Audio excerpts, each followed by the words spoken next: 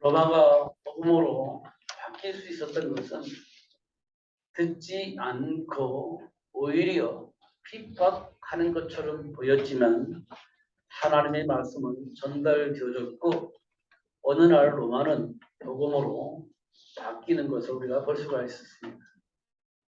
지금도 세계 복음화는 안 되어질 것처럼 보여지지만 세상 문화가 너무나 완곡하고 하나님의 말씀은 지속적으로 방해가 되어지고 오히려 하나님 나라를 회복할 수 있는 교회가 무너지는 것처럼 보여지고 하나님의 말씀을 전하는 목회자들이 핍박을 당하고 때때로는 왜곡되어져서 복음이 사라지는 것처럼 보여지기도 하지만 하나님의 말씀은 지속적으로 전달되어지고 있음을 말씀해 주고 있습니다. 결국은 세계 복음화는 되어질 겁니다. 누가 뭐라고 해도 되어질 것입니다. 누구를 통해서 되어질 것이냐? 하나님께로부터 부름을 받은 그 사람들을 통해서 복음은 증거되어질 것이고 세계 복음화는 되어지게 될 겁니다. 그러면 부름받은 자는 누구냐? 복음을 아는 겁니다. 그 복음은 뭐냐? 그리스도입니다. 그리스도가 복음입니다. 이 그리스도를 모르면 복음을 모르는 겁니다.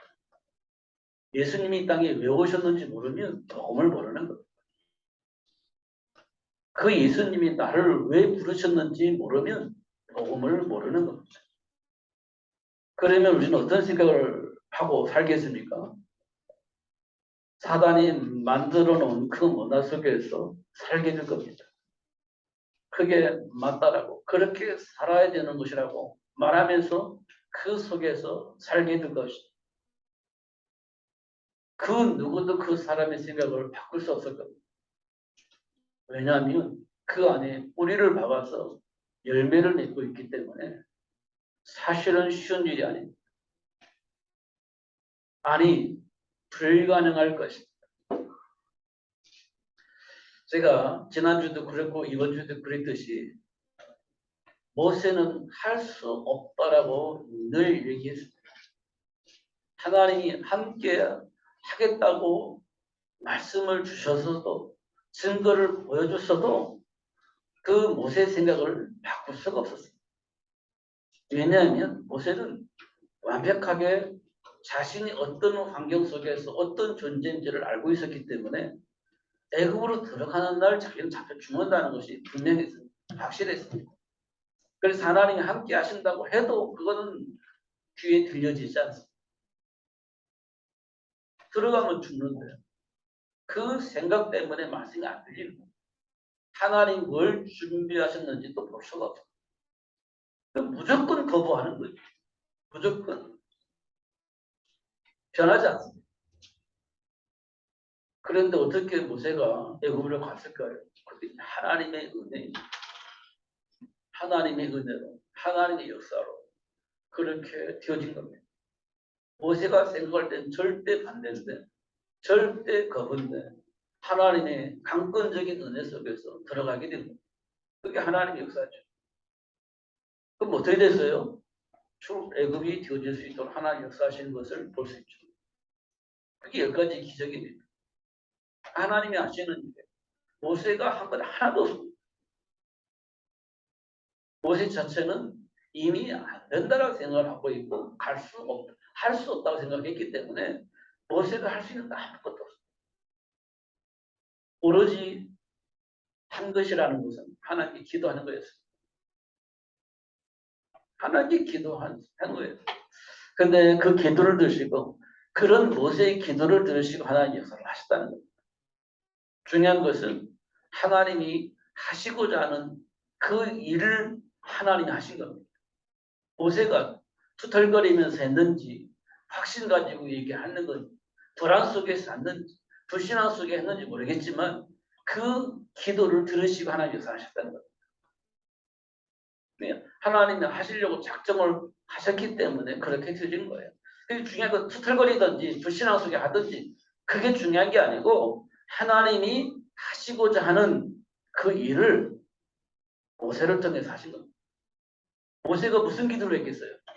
안 된다고 합니다. 이게 기도했을 거 아니에요. 모세가 한 것은 바로왕에 가가지고 보내주세요. 안 돼. 그러면 모세가 뭔 얘기겠어요? 모세가 한 얘기는 바로왕이 안 된다는데요. 이거밖에 더한 거 있겠어요? 안 된대요. 이거 한 겁니다. 근데 하나님께서 애굽을 지탱하고 있는 시스템을 하나씩 무너뜨린 겁니다. 애굽의 시스템이 우상이에요. 10가지 우상을 가지고 애굽이 되어져 있었던 겁니다. 그 가운데 하나씩 무너뜨린 겁니다. 사단의 통로를 무너뜨려 버린 겁니다. 사단이 장악하고 있는 그 시스템을 하나씩 무너뜨리는 겁니다. 모세는 뭐 했냐? 안 된대요. 이거밖에 한 게 없을 겁니다. 뭐 8일 재앙을 내려주세요. 뭐 개구리 재앙을 내려주세요. 이런 기도를 한 적이 없습니다. 안 된답니다. 못 놓아준다고 합니다. 이것밖에 기도한 것이 없는 겁니다. 모세는 그것밖에 할 수가 없어요. 그런데 하나님은 애굽이 가지고 있었던 그 우상 시스템 속에 가장 중요한 핵심인 우상들을 하나씩 무너뜨리게 된 겁니다. 그러니까 이제 우상이 무너지니까요. 어떻게 해요? 애굽이 이스라엘 백성들을 애굽에서 해방시켜 주시는 것을 볼 수가 있습니다. 지금 삶 속에서 우리가 그걸 봐야 돼요. 분명히 복음을 전하는데 안 되는 이유가 있어요. 복음을 전해야 그 사람이 어떤 생각을 가지고 있는지 확인할 수 있습니다. 복음을 전하지 않으면 그 사람이 무슨 생각을 하고 있는지를 몰라요. 사단이 그 사람을 어떻게 장악하고 있는지를 몰라요. 어떻게 속고 있는지를 몰라요. 전해보면, 복음을 전해보면 그 사람의 속 내용이 나오게 되어 있습니다. 전하지 않으면 절대 나오지 않습니다. 전해야 나와요. 그래 우리는 뭐 하면 되겠습니까? 기도하면 돼요. 하나님이 기도하면 하나님께서 역사하십니다. 그럼 어떤 일이 벌어집니까? 출애굽이 되어지듯이 그 사람을 살릴 수 있는 길이 열려지는 겁니다. 전해봐야 하는 거예요. 스스로 아무리 생각하고 판단해도 답이 없어요. 전해봐야 돼요. 대면으로 직접 전해봐야 돼요. 그러면 그 사람의 반응이 나타나요. 그때 그 사람이 무엇을 가지고 있는지 확인할 수 있어요. 사단이 어떻게 장악하고 있는지 알 수 있어요. 근데 그게요, 사실 감당하기 쉽진 않아요. 그렇지만 무너지게 되어 있다는 거예요. 애굽이 무너지듯이 무너지게 되어 있는 겁니다. 언제? 기도할 때. 사실을 알고 기도할 때 그런 응답이 오게 되어지는 것을 확인할 수 있습니다. 그렇게 하다 보면 이 세상의 모든 사람이 복음을 듣게 되어주는 날이 오게 되어진다는 겁니다. 전하지 않았는데요. 전했다는 거예요. 전했다는 거예요. 누군가를 통해서 전달되어졌다는 거예요. 안 들었는데요. 전달되어졌다는 겁니다. 아니 전혀 반응이 없었는데요. 전달되어졌다는 겁니다. 그래서 되어진다는 거예요. 하나님이 그 일을 위해서 저와 여러분 불렀고요. 알게 모르게 그리스도 안에 있는 축복을 전달할 수 있는 기회가 오면 전달하게 되어진다는 거예요. 우리가 그런 사람들이에요.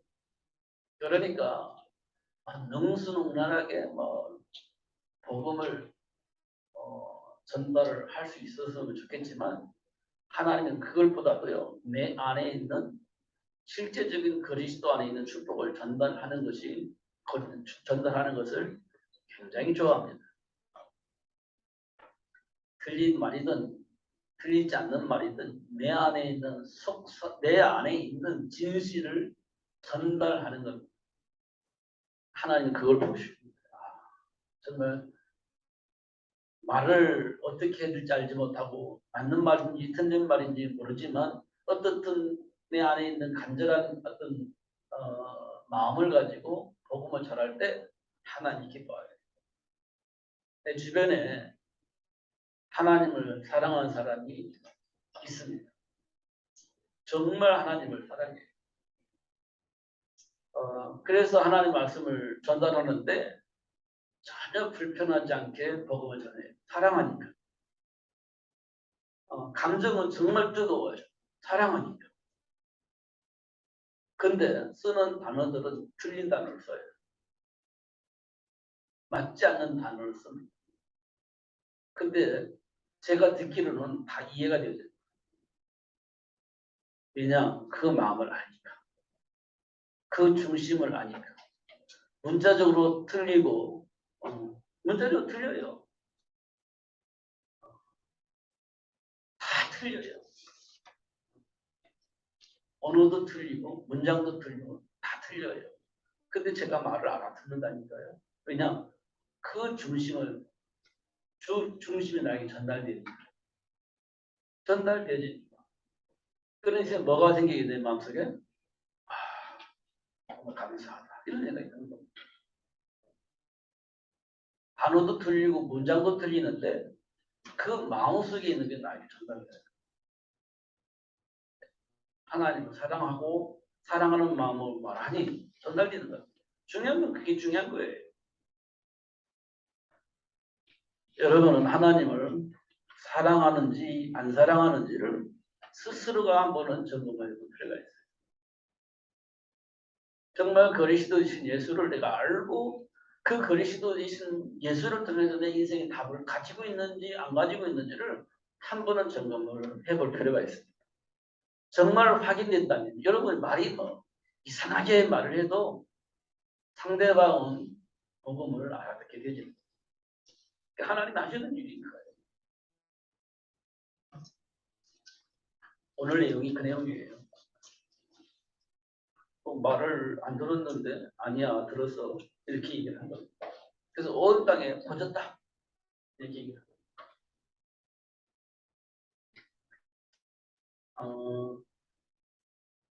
저는 요즘 세상이 혼란하잖아요.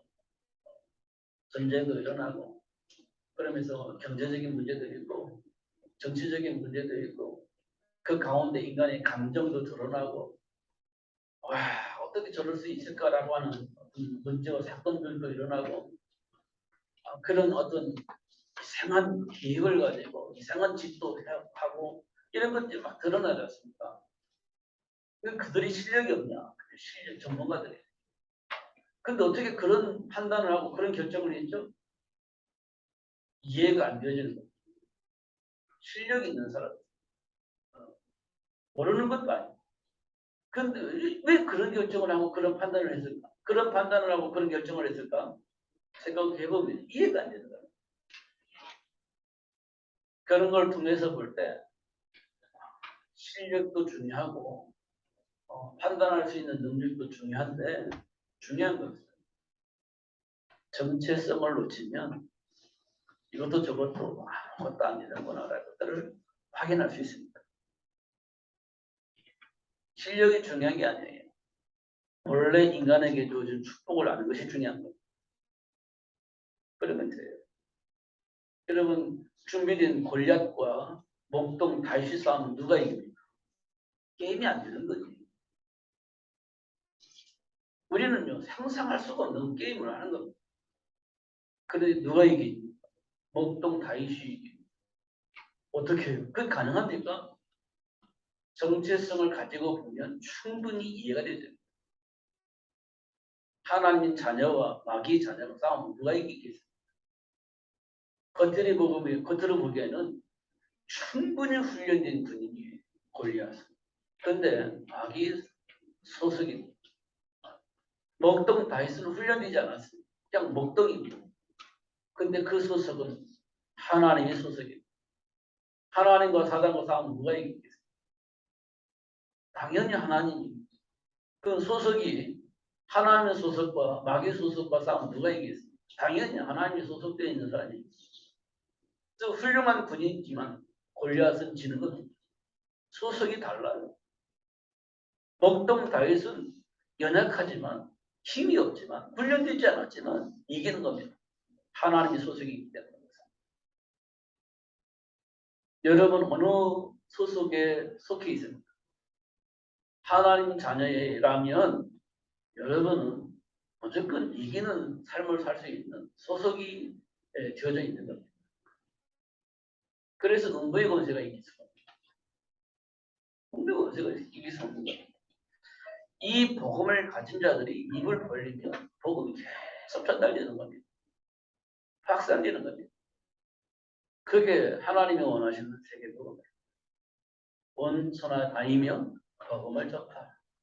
모든 민족으로 제자를 삼아. 내 어린 양을 먹여서 세계를 복음할 수 있는 제자 만들어서 각 현장에 파송해서 현장을 살려라. 이게 하나님의 소원이죠. 그것 때문에 하나님이 저와 여러분을 부르셨다 이렇게 말씀하고 있습니다. 그래서 가는 현장마다 빛이 바라고 가는 현장마다 흑암이 무너지게 되어 있는 그런 축복의 시스템을 하나님이 만들어 놓으신 겁니다. 그리고 그 시스템 속으로 우리를 끌어들인 거죠. 그리고 그 복을 누릴 수 있도록 역사하고 있는 겁니다. 무엇 때문에 두렵고 무엇 때문에 그 복을 누리지 못하는지 한 번쯤은 확인을 해보셔요. 실패가 두려워서, 아니면 사업이 두려워서, 아니면 경제 활동에 어려움을 당할 것 같아서, 무엇 때문에 하나님과 함께한 축복을 누리지 못하게 만들었는지, 그것이 우리 안에 뿌리 내려져 있는지 한 번쯤은 확인해 봐야 됩니다. 그게 걸림돌이니까요. 그 걸림돌을 누가 만들었느냐? 사단이 만들어 놓은 겁니다.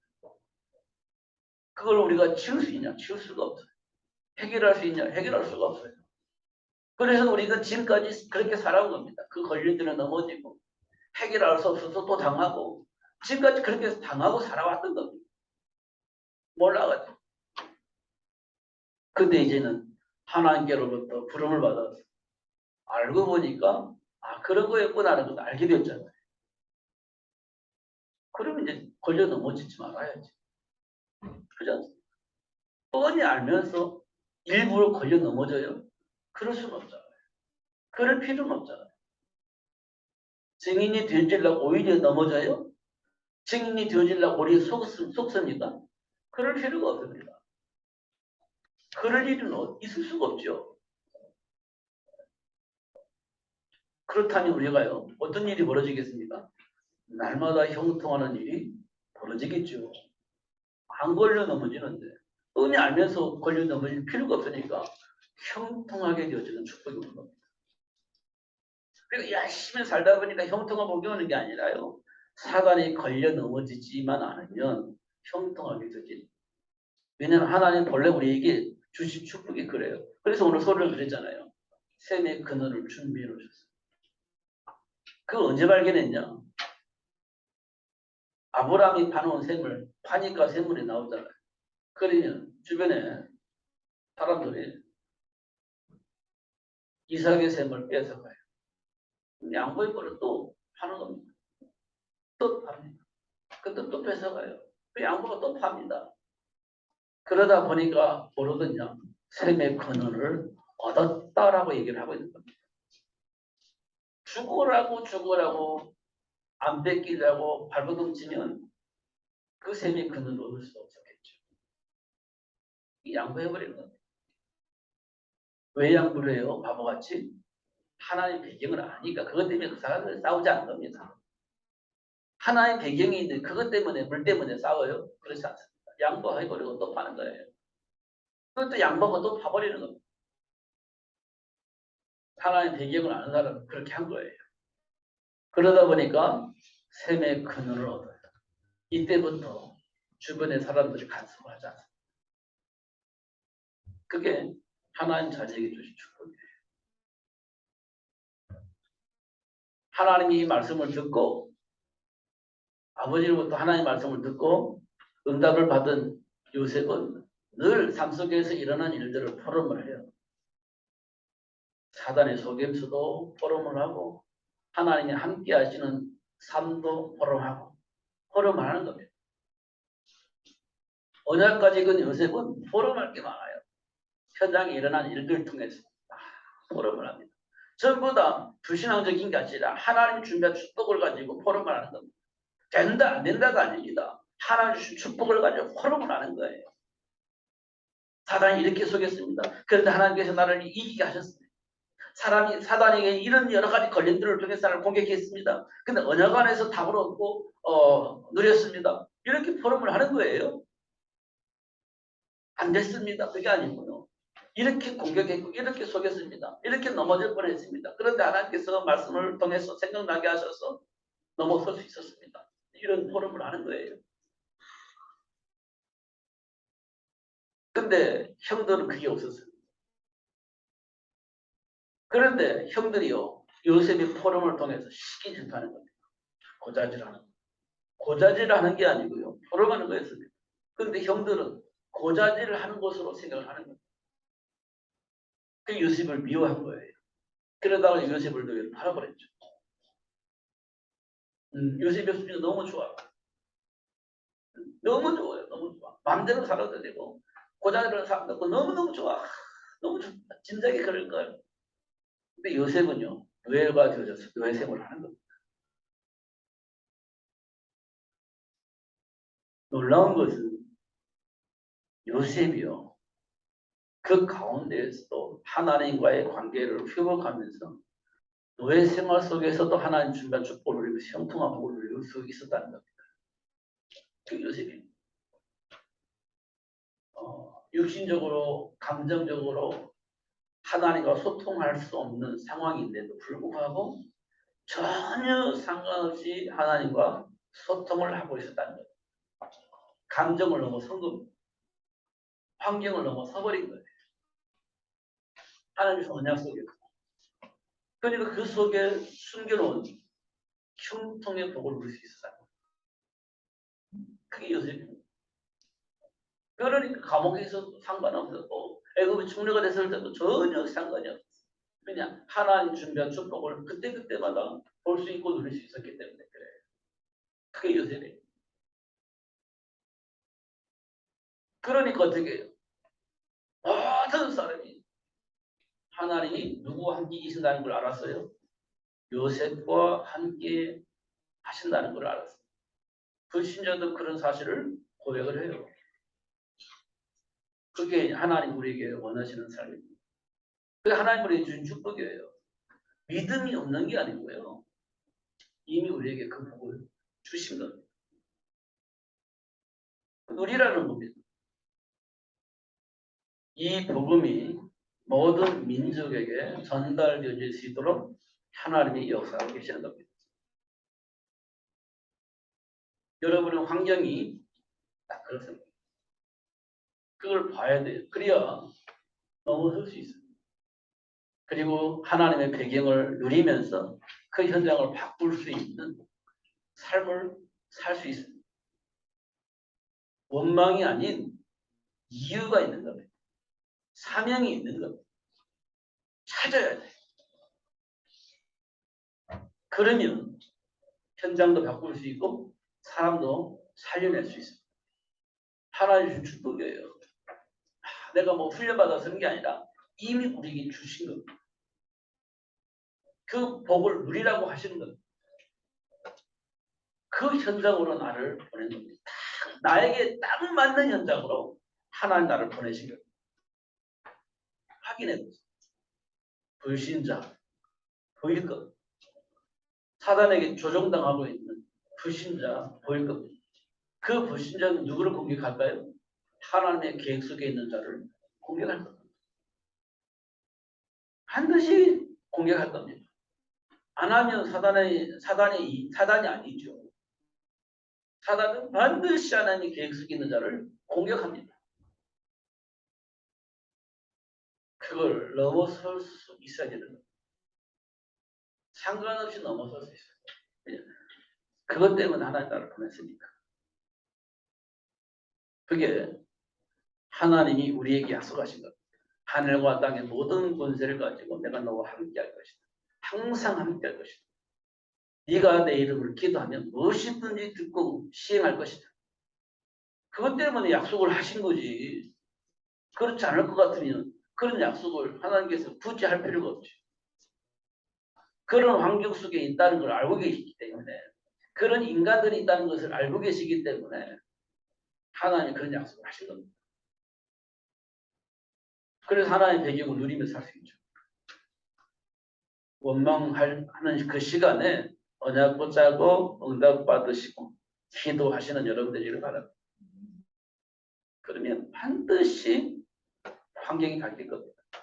시간이 지나면 지날수록 바뀔 겁니다. 왜냐하면 그리스도 안에 있는 지혜와 지식의 모든 부활을 발견하여 누릴 수 있도록 안 되는 일이 되어지도록 사람의 생각을 바꿀 수 있도록 역사하시는 하나님의 역사가 되어지기 때문에 결국은 주인공이 되어지게 하시는 겁니다. 다윗을 주인공이 되어지게 하셨잖아요. 다니엘을 주인공이 되어지게 하셨잖아요. 요셉을 주인공이 되어지게 하셨잖아요. 그렇게 하시는 거라니까요. 하나님은. 현장을 살리려면 사람의 생각을 바꾸려면 그렇게 하셔야 되는 겁니다. 그렇게 하시겠다 약속을 하시고 우리에게 기도하라고 한 겁니다. 언약 붙잡고. 그러면 그런 일이 일어날 거라고 약속을 하신 겁니다. 그래야 이 복음이 땅끝까지 전달되어질 것이기 때문에 그렇게 하신 겁니다. 어떻든 환경 보고 내 안에 있는 상처를 통해서 감정을 가지고 현장을 보지 마시고 내 안에 뿌리내리지 있는 그거 가지고 그걸 기준으로 삼고 판단하지 마시고 언약 붙잡고 현장을 보시기 바랍니다. 그러면 하나님 준비한 축복을 볼 수 있고 누릴 수 있게 될 겁니다. 반드시 그렇게 될 겁니다. 그래야 세계를 살리고 현장을 살릴 수 있어요. 꼭 그렇게 하셔야 됩니다. 망할 것 같아도 그 길을 가야 됩니다. 아무것도 할 수 없을 것처럼 보여줘도 그 길을 가야 됩니다. 포기하는 인생이 아니라 세상을 바꾸는 인생임을 확인을 해야 됩니다. 그리스도 되신 예수 이름으로 승리하시는 여러분 되시기를 예수님으로 축복합니다. 기도하겠습니다.